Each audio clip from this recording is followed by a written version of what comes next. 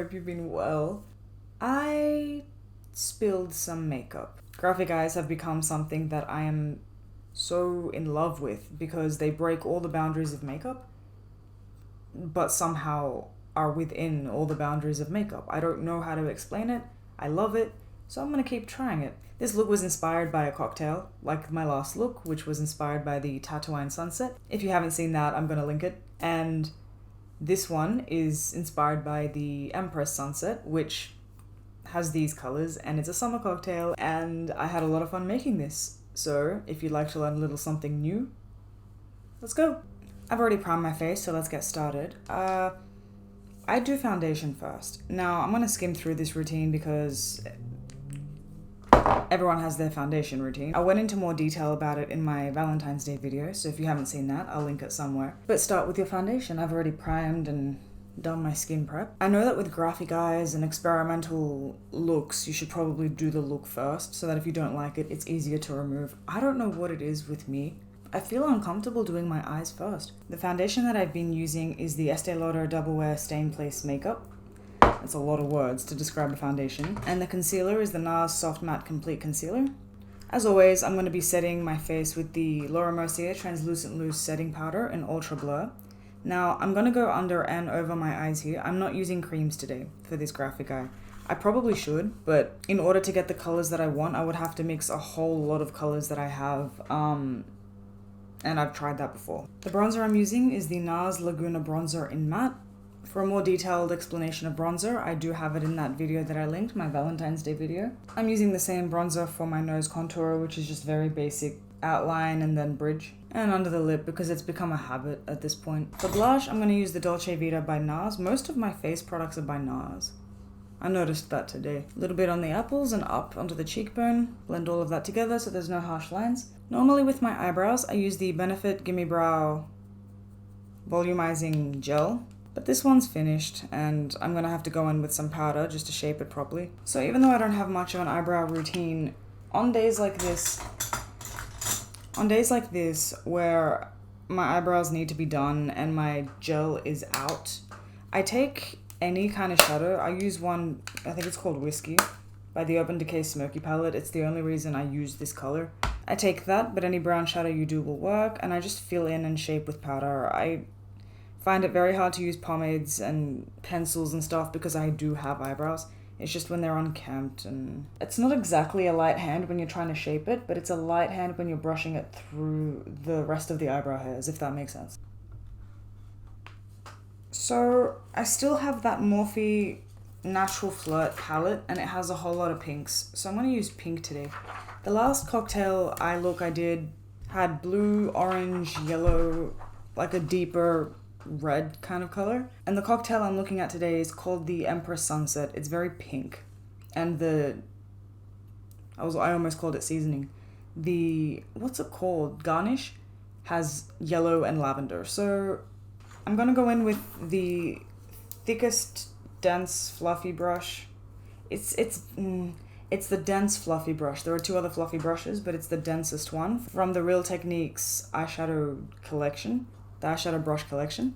And I'm going to go in with the color Love Story, which is, no I'm not, Meet the Rents. This guy right here. And for the moment, I'm just going to tap into that and blot it on my eyeball. Yeah, as much as I love graphic eyes and I really want to do more of them and just push the boundaries of makeup altogether, I'm coming from a makeup background. So when I try to think of makeup as an abstract art background, it's very hard. So hopefully in doing this, I get better at that. And in a few years from now, I'm making very sick art on my eyes. So now I'm swiping it so it blends evenly, but that's where I do want the product placement. Just blotting it on because that distributes the most color. Because this is a dense brush, it does so well. If you use a regular fluffy brush, it might, have fallout.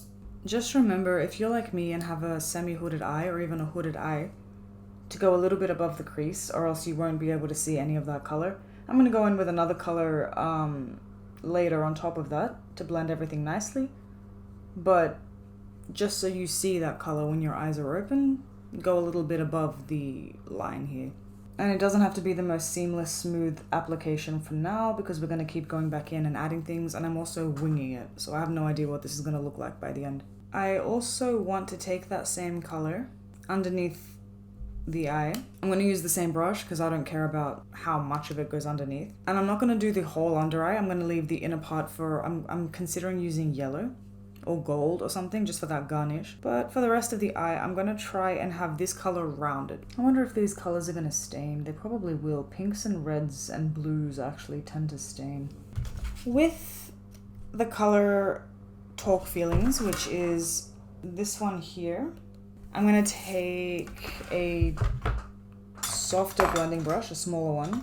This one is a little bit fluffier, a lot less denser. And I don't care about any kind of fallout because it does blend and it's a light color anyway. So with that, I'm going to, in circly motions. Oh, this was really dark.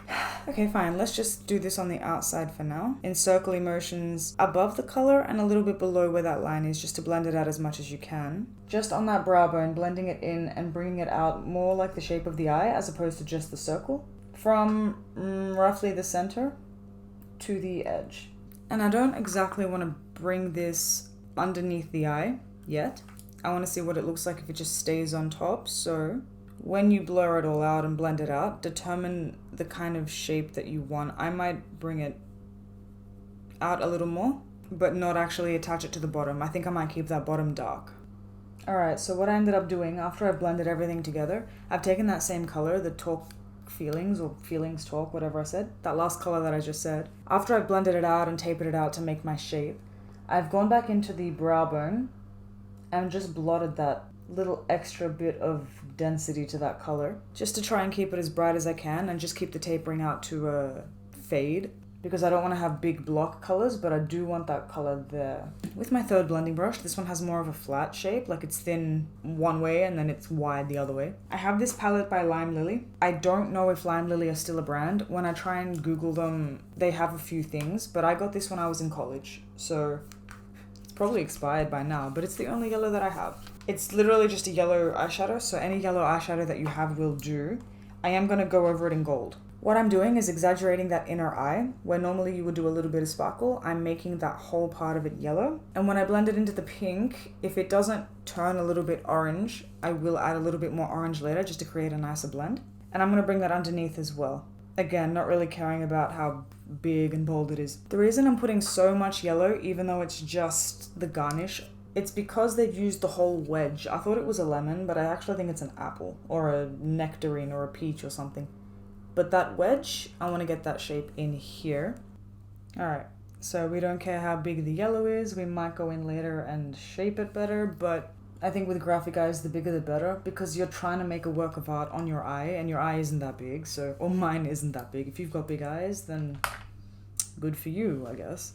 I'm gonna take that first color again, Over the Moon, this one, with a brush that's much smaller and much denser. I'm gonna really tighten that under eye just to make that color pop really. It'll connect to the other colors that we put above it as well, so that's fine. And then blend that out the entire eye bag and just a little bit below. You know how when in the summer when you get all sweaty, you go into a bar, you come out in the morning and your makeup is not how you left it?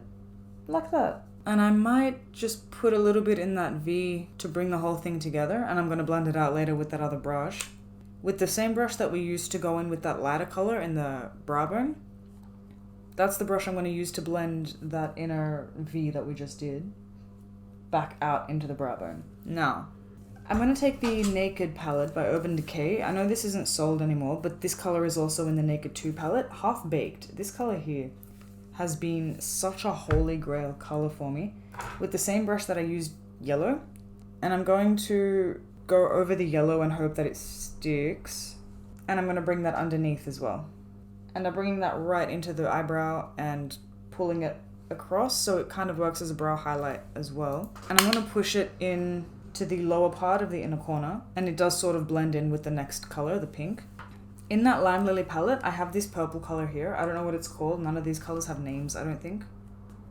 Purple berry. Any purple shadow you do have works. And I'm going to take an even smaller pencil brush that I have. This is usually what I do my highlight with. But I want to take it and use the purple. The drink has a garnish of the peach slice or whatever kind of slice it is and lavender stems. So just underneath the eye here, on the outer part of underneath it.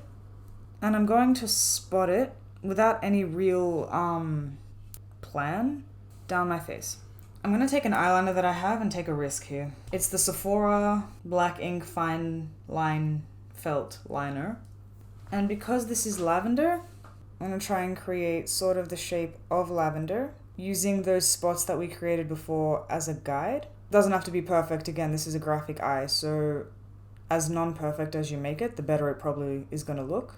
When I was drawing and painting and all that stuff, I used to love sketch style, so where everything purposely looks like you've just left it unfinished, but it's just, it gives the effect of what you want it to look like, but it's not realistic at all. And I like that a lot. So I'm going to do that. Alright, listen, instinct took over and now I have winged liner. I've decided to go in with my Ben & I Ultimate FX palette, my cream palette. Take a brush that had pink on it, actually. Maybe this is a bad idea. I will use a watercolor brush instead. This is not a makeup brush. I'm going to go in with a cream, like a white cream paint, and create a sort of spotting here. This drink has ice in it, so I thought, you know what, let's... And I'm also going to use the yellow that I have next to it to brighten some of these spots, because why not? We're doing it. Shit. It's art. Run it through the eyebrow a little bit because I've already started. I might even put some yellow up here through the pink. I'm going to take a small detail brush and I'm going to take this purple here. It's literally called purple. And I'm going to brighten up, where's my mirror? Brighten up some of the lavender spots so they actually even look like spots, because before they looked like smudges, which works now because we're going to put them as spots, but it was just kind of a blur with black accents. So hopefully what this will do is take a bit of the focus off of the black and back into the color and keep it within the color palette. The black, I like using black for graphic looks. I still wanted this to be inspired by summer, so fan it out more with more dot looking things. I don't actually have a pair of lashes. I've used all of them. I need more, but I don't have any. So I'm going to take watercolors and a spoolie. So I've got magenta and I've got pink and I've got my spoolie. I'm going to dip my spoolie in some water. And because magenta is darker, I'm going to do magenta first until you have your entire spoolie with stuff like that. And I'm going to apply it on my lashes, doy, that's what mascara-ish, that's what spoolies do. But I'm going to apply it on the top of it and underneath the top lash so you can see it like when I close my eyes. You can't really see it yet because it's still dark, but we're gonna layer it. Also, I don't care if it gets on the eyeliner, so probably will get on the eyeliner. I'm doing this because I have a steady hand. If you don't have a steady hand, don't do this. Get a mascara that is colored, because these are water-based body paints. You do not want to get this in your eye. With pink, I'm going to go in and do the same thing, but because pink is brighter, I'm going to focus that more on the center of it. Again, if you have mascara that's colored, what that'll do is it'll actually elongate your lashes and make your lashes look pretty. Mine is separating mine because it's water. So you can barely see them, but I can see them and it helps with my detail. I don't know if they're going to show up on camera, but they show up in my mirror and it looks like fun. For lips, I think I'm just going to go in with my nudist lip that has the least amount of color, which is my Bare Minerals Groovy Lip Gloss of sorts. The peachy tinge sort of fits in with... I don't know if the garnish was a peach, a nectarine, or an apple.